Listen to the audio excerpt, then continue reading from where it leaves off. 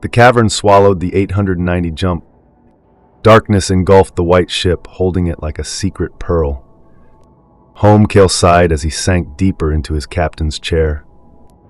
Against all odds, no pirates, no thieves, no tale, no trouble.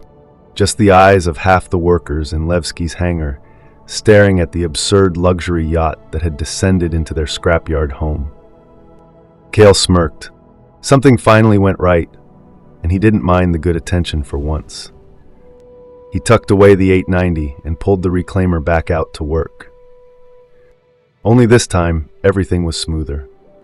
No switching characters 100 times just to line up a cut. No more running laps. Just 2 seats right next to each other. He would pull the reclaimer up to a derelict hull, hop into the co-pilot seat, extend the arm. Each strike burst into brilliant purple static and violent debris clouds. One after another, he crushed entire ships down into raw composite.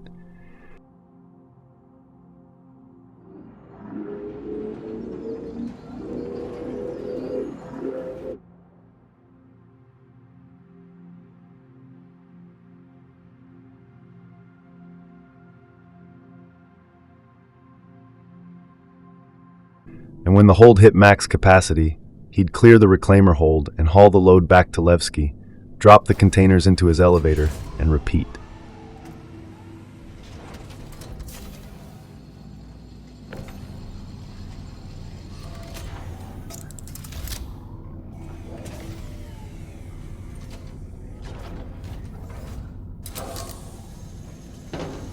And he got good at it. Fast, efficient.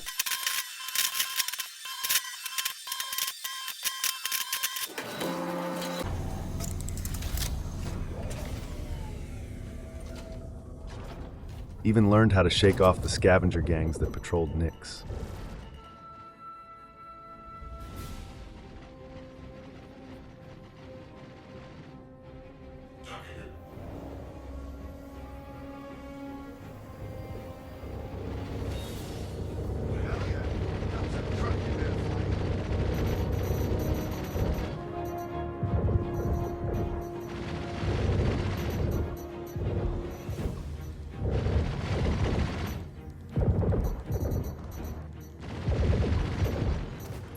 Sorry to do this, but we got a couple of things to lock down before we head off.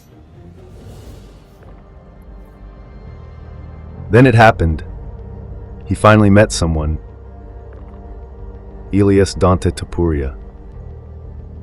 Kael first spotted him in the lobby at Levski, laughing with a pack of scavengers from the Hades system. The kind of group that didn't laugh often, but they laughed with him.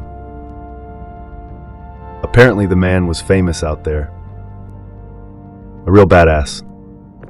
A Hades belt legend. People whispered that if you crossed his sights, you had 2 choices: pray or respawn. He was a descendant of a legendary fighter from the early 21st century, Ilias Tapuria, the UFC champion whose bloodline was known for 2 things: precision and violence. And somehow, that same energy carried straight into the 30th century. Not many people could trace their ancestry that far back, much less to someone that iconic. If he was blessed enough to inherit a name like that, then he clearly intended to live up to it. And he did. They said he'd spent years in the Hades wreck fields, finding artifacts no one else could locate, surviving ship graveyards that swallowed whole crews, fighting off pirate packs twice his size, and watching the backs of rookies who had nothing but busted gear and hope. The kind of person you wanted behind you when everything went wrong. Kael called up the cargo grid and pulled out all the containers and weapons. His instinct was to load the guns into a single crate, clean, organized, safe, everything in its place. But Ilias insisted they stay loose. No container, just spread on top of container crates. Kael thought it was odd. He worried half the arsenal would fall out during ascent. But he didn't protest. He respected the request. Then he watched Ilias work. The man pulled each weapon out one by one, pacing back and forth, laying them on the deck in a sequence Kael didn't understand. He was muttering to himself, some mix of counting, checking, maybe even praying. The pattern made no sense, but the precision did. And somehow watching him do it, Kael felt safer. There was something strangely comforting about this man's neuroticism. Like every obsessive little habit was a sign that he'd keep them both alive. In that moment, Kael knew. He had someone solid at his six. Kael didn't have any credits on him. Just weapons, and a promise, half of whatever he made from selling his reclaimed composite, if he helped him load his caterpillar and watched his six on the flight out. Ilias agreed before the Kael even finished asking. Sure, Ilias was rough around the edges. Not punctual, a little too comfortable improvising. But Kael could feel the military energy on him. The same movement, the same posture, the same calculated awareness that Kael had seen in the soldiers who used to visit his father. People like that didn't just move, they assessed, they tracked. They reacted faster than instinct. So if this man wanted to be on his wing, Kael wasn't questioning it. Kael loaded the caterpillar slowly, methodically, stacking each crate of construction material, while Ilias hovered nearby, pacing, muttering, running a hand over every weapon on the deck like he was greeting old friends.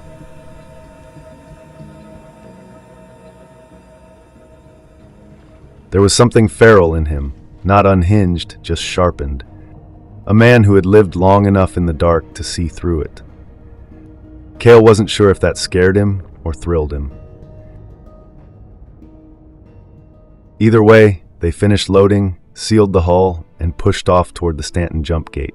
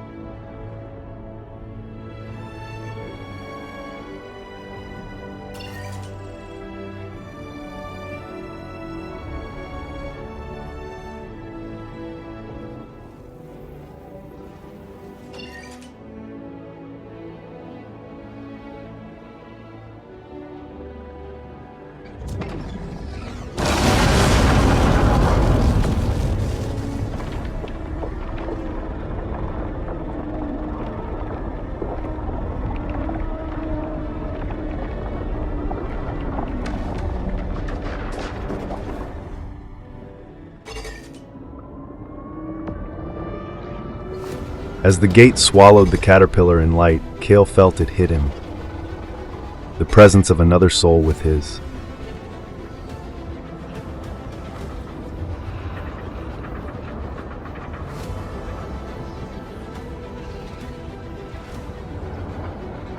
Someone breathing the same recycled air, trusting him with a ship that wasn't even level-weighted.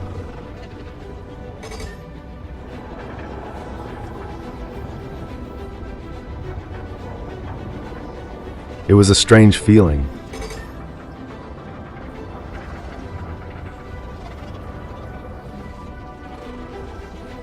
New, grounding, and heavier than any cargo he'd hauled.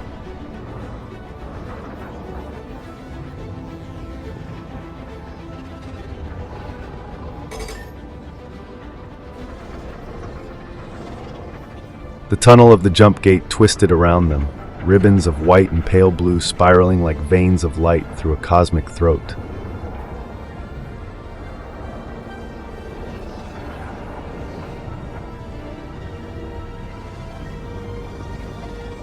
Somewhere in that minute-long eternity, Kael wondered, maybe this is how Sidus Rimor grows.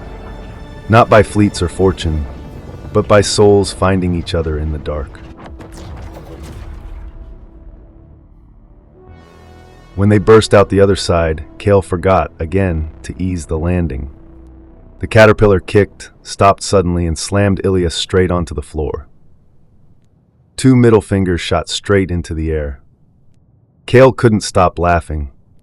Ilias couldn't stop pretending he wasn't amused. But the moment lodged itself in both of them. That was the first time Ilias Topuria, descendant of a legendary fighter, slayer of pirates in the Hades Gap, and absolute terror with a railgun, was ever knocked off his feet by anyone, even if it was from bad piloting. He'd remember that. Kael set a course to Microtech and prayed silently the whole way. The trip from the Nyx Gate to New Babbage was long, the kind that invited pirates and bad luck. But luck, for once, was on their side. When they emerged into Microtech's bright orbit, Kael felt his breath leave him. The planet glowed, the storm bands churned, and for a moment, even with Ilias beside there, it felt like he was witnessing his life shifting tracks in real time. They descended through a brewing windstorm, the kind that tossed ships like loose paper.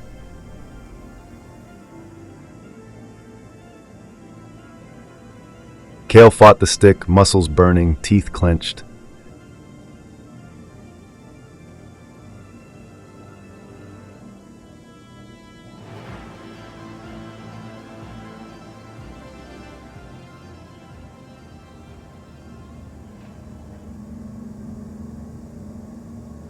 Landing complete. Have a pleasant stay.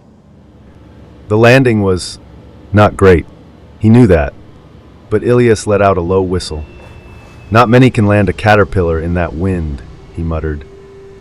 Coming from him, that was basically poetry.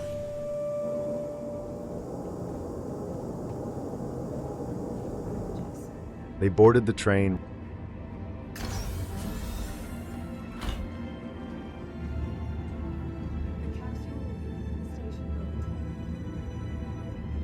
Rode into the clean, gleaming heart of New Babbage and stepped into the TDD.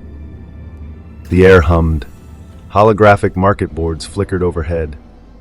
And for Kael, it felt like stepping through the doorway of a future he'd only ever imagined. But it was more than credits. It was proof.